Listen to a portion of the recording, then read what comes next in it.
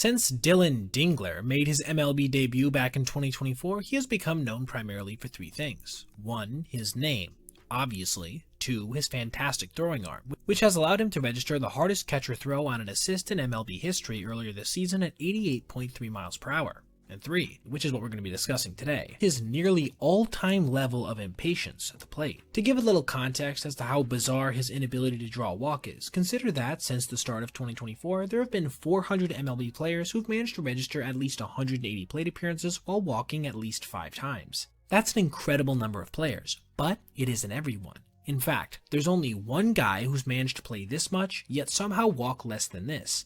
Dingler, who has drawn just 3 bases on balls through his first 52 career games. Now, when I said this was historical, I wasn't kidding. We actually haven't seen a player take at least 180 plate appearances while walking this few times since Alejandro Sanchez from 1982 to 1987. Making this the first time it's happened in about 40 years, if you of course don't consider pitchers hitting.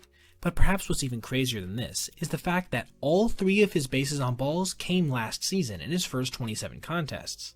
So far in 2025, he has exactly 0 while taking the vast majority of at-bats as the Tigers catcher. But the weirdness doesn't end there, because he hasn't even been terrible at the dish. He's actually been exemplary, batting .301 with a .495 slugging percentage, making this perhaps the only time I've ever seen a guy hitting this well with an on-base percentage that's essentially exactly the same as his batting average, currently at .309 courtesy of a single hit by pitch. So why exactly is Dylan essentially refusing to walk? Well, first of all, he is rocking an 8th percentile chase rate of 36.8%, meaning he definitely will expand the strike zone with 3 balls on him. But still, there are 5 guys who chase far more often than this in Lenyn Sosa, Yainer Diaz, Ceddanne Rafaela, and Pete Crow Armstrong this season. Yet all of them have walked at least 3 times. No, I think the bigger reason is the fact that in the 2025 season as a whole, he's only managed to have 5 separate at-bats where he took at least 3 balls. This means he's swinging so early and often that he's never even giving himself a chance to walk because he's not getting in those counts. This is truly nuts to me. But here's the thing, we actually wouldn't even be talking about this if it wasn't for one pitch during the early days of the season, when Martin Perez had this cutter called his way even though it was about a ball's length outside. And the same would also be true if he hadn't chased this pitch in the dirt versus the Twins on a 3-2.